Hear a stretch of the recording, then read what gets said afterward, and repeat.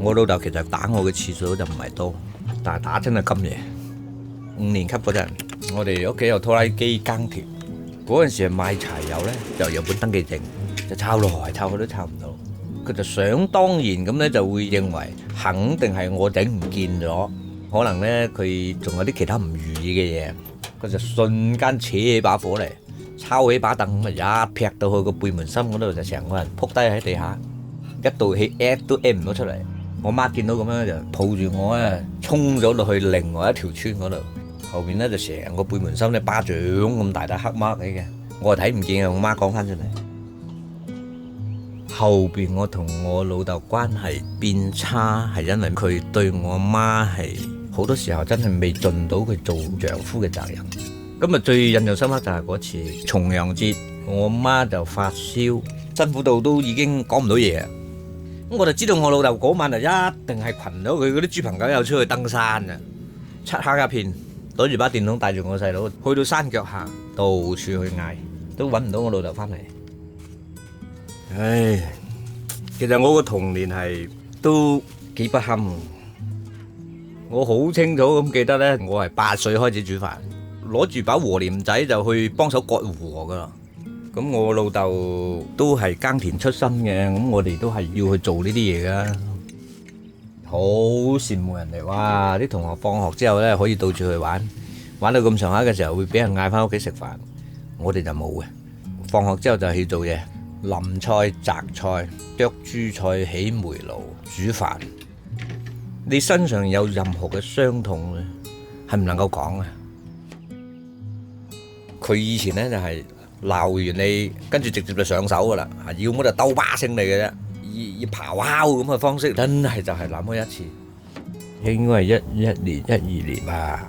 即係當時因為自己做生意失敗，欠落錢，跟住呢啲債主揾到上門，對於佢哋一個老農民係好丟架嘅事嚟噶嘛。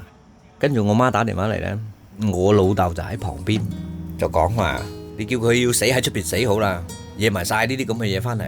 佢唔要面，我哋要面噶。哇！呢個時候我淨係需要屋企人支持嘅時候，你反而調翻轉頭，個老豆已經係講到叫你去出邊死咗佢咁。自從嗰日個電話之後，超過10年時間，我亦都唔聯繫佢，佢亦都從來唔聯繫我。10年啦，唉，反正就點點滴滴啦，嗰啲裂痕擺住喺度呢，就係好難修復。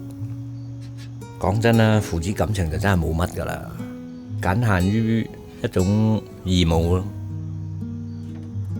其實慢慢我從對我老豆有睇法到後面，我覺得有啲嘢都唔怪得晒佢，即係佢咁嘅環境下長大，一窮二白，連親生父母都冇嘅，咁你想佢成為一個點樣嘅人呢？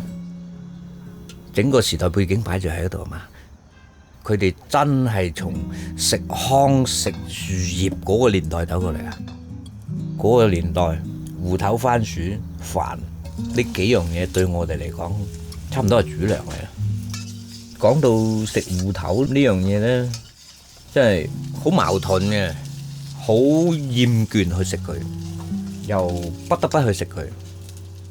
我爺嗰時候餓死人係真係有發生嘅，所以平時係唔會諗起佢去食芋頭嘅。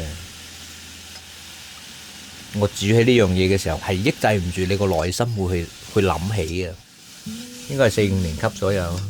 嗰日佢即係好難得，突然間行入嚟廚房，見到你煮芋頭嗰陣時，好聲好氣咁同你講：嗱，切芋頭，嗱你咁啦，呢度先咁樣俾一刀，咁樣俾一刀，係咪？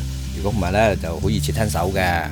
炆芋頭啊，一定要放啲八角落去啦，會香好多噶。咁煮先啱噶嘛。有啲嘢喺個記憶深處呢，就係一剎那一瞬間嘅嘢。其實就係好普通、好普通、好家常嘅一件事。材料其實就好簡單嘅，芋頭、鹽、油、八角、香料、五香粉，同埋呢就少少蔥，大鑊頭爆炒，跟住呢就直接炆。基本上你每一次煮呢一道餸嘅時候，你其實難免都會喺個腦海裏邊浮現到佢個身影出嚟啊！你突然間你就會諗起，係喎，應該要準備啲八角㗎喎。一諗到嘢呢個八角嘅時候，你就會諗到當年係邊個教識你用呢一味香料喺呢一道菜度嘅。所以我點解會對僅有嘅嗰啲記憶會咁深刻呢？就因為佢真係僅有嘅。我印象深刻嘅其中一件事，我老豆帶我去飲早茶。我話咁神奇，個心諗老豆會帶你出去食早餐嘅。其實當時我屋企嘅家庭環境係根本係不足以支撐你去飲早茶呢種消費嘅。飲完早茶坐好耐都未走，坐咗一輪，後邊呢，我隱隱約約知道其實佢身上係冇錢嘅，有啲開唔到口。話我其實係要賒數嘅，唔好意思開口，就喺度坐。個店主即係微微有啲唔高興嘅，你冇錢你就唔好嚟啦咁嘅意思。我老豆當時其實佢多多少少都有啲心態，就係見到個仔好日都冇餐好食嘅，係咪？賒數我都帶你去啦咁。至今我都冇問過呢件事，但係呢件事真係俾我留下好深刻嘅印象。所以我對我老豆其實有時真係好矛盾。我都有好多年我都冇翻嚟，就係因為我真係唔想見到佢。但係後面經歷得多咗，時間亦都拖到足夠長，前後10幾年啊嘛。咁樣慢慢一啲咁，該過去就等佢過去，該忘記就忘記啦，就係咁。咁有好多嘢自己個內心慢慢都平復，畢竟都係一家人。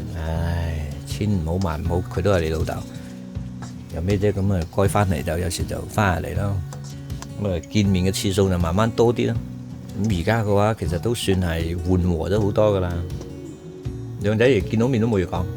有幾多年未叫過佢做老豆，我自己已經耐到唔記得咗。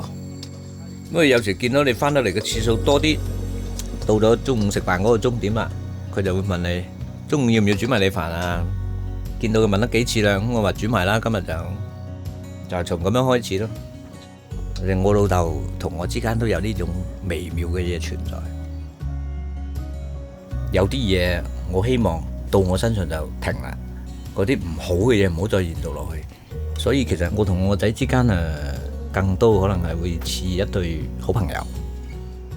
我老豆到我，我到我個仔咁，其實我覺得可能仲需要再走多一兩代人。